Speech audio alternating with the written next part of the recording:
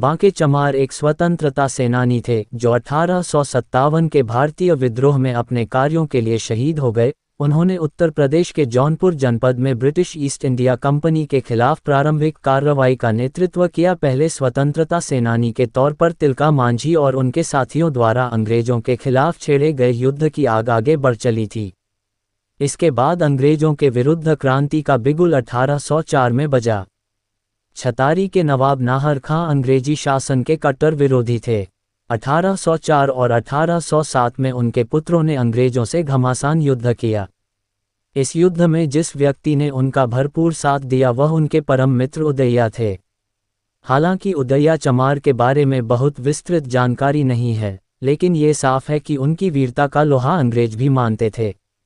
अंग्रेजों के खिलाफ युद्ध में नवाब नाहर खां की ओर से लड़ते हुए उन्होंने अकेले ही सैकड़ों अंग्रेजों को मौत के घाट उतार दिया। बाद में उदय्या चमार पकड़े गए और उन्हें फांसी दे दी गई। उदय्या की गौरव गाथा आज भी क्षेत्र के लोगों में प्रचलित हैं। इसके बाद देश 1857 की क्रांति की ओर बढ़ चला था।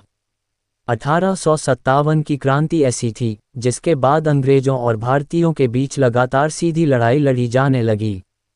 1857 की क्रांति को घोषित तौर पर पहला स्वतंत्रता संग्राम का युद्ध माना जाता है। भारतीय इतिहासकारों द्वारा इस पूरी क्रांति का श्रेय मंगल पांडे को दे दिया जाता है, लेकिन असल में इस क्रांति के सूत्रधार थे माता दीन वाल्मीकि।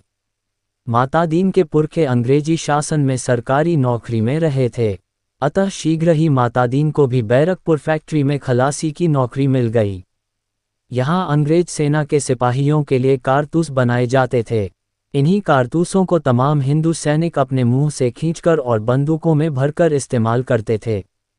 अंग्रेजी फौज के निकट रहने के कारण माता दीन के जीवन पर उसका खासा असर पड़ा था। माता दीन को पहलवानी का भी शौक था। वह इस मल्लयुद्ध कला में दक्षता हासिल करना चाहते थे, लेकिन अछूत होने के कारण कोई भी हिंदू उस्ताद उन्हें अपना शागिर्द बनाने को तैयार नहीं होता था।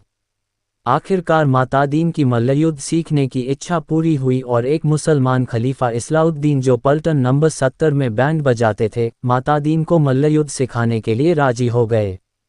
इसी मल्लयुद्ध कला की बदौलत ही माता दीन की जान पहचान मंगल पांडे से हुई थी। लेकिन जल्दी ही माता दीन की जाति जानने के बाद उनके प्रति मंगल पांडे का व्यवहार बदल गया। एक दिन गर्मी से तरबतर, थके मांदे, प्यासे माता दीन ने मंगल पांडे से पानी का लोटा मांगा। मंगल पांडे ने इसे एक अछूत का दुस्साहस समझते हुए उन्हें झिड़क दिया और कहा, अरे भंगी, मेरा लोटा छूकर अपवित्र करेगा क्या? फिर क्या था, इस अपमान से जले माता दीन ने वो राज खोल दिया जो सालों से दबा हुआ था और जिसने 1857 की क्रांति की नींव रख दी। माता दीन ने मंगल पांडे को ललकार दिया और कहा कि पंडित, तुम्हारी पंडिताई उस समय कहाँ चली जाती है जब तुम और तुम्हारे जैसे चुटियाधारी गाय और सुअर की चर्बी लगे कारतूसों को मुंह से काटकर बंदूकों में भरते हो। ये सुनकर मंगल पांडे सन रह गया। जल्दी ही माता दीन की ये बात हर बटालियन और हर छावनी में फैल गई। माता दीन द्वारा कहे कड़वे सच ने सेना में विद्रोह की स्थिति बना दी। सारे हिंदू सैनिक सुलग रहे थे। 1 मार्च 1857 को मंगल पांडे परेड मैदान में लाइन से निकलकर बाहर आ गया और एक अधिकारी को गाली मार दी, जिसके बाद विद्रोह बढ़ता चला गया। इसके बाद मंगल पांडे को फांसी पर लटका दिया गया। मंगल पांडे को फांसी देने की बात सभी जानते हैं, लेकिन एक सच से तमाम लोग आज भी अनजान हैं। विद्रोह फैलाने के जुर्म में अंग्रेजों ने माता दीन को भी गिरफ्तार कर लिया था, जिसके बाद माता दीन को भी अंग्रेजों ने फांसी पर लटका दिया। इस तरह माता दीन वाल्मीकि ने जो चिंगारी लगाई थी, आखिरकार वह चिंगारी सन 1947 में भारत के आज़ाद होने की वजह बनी।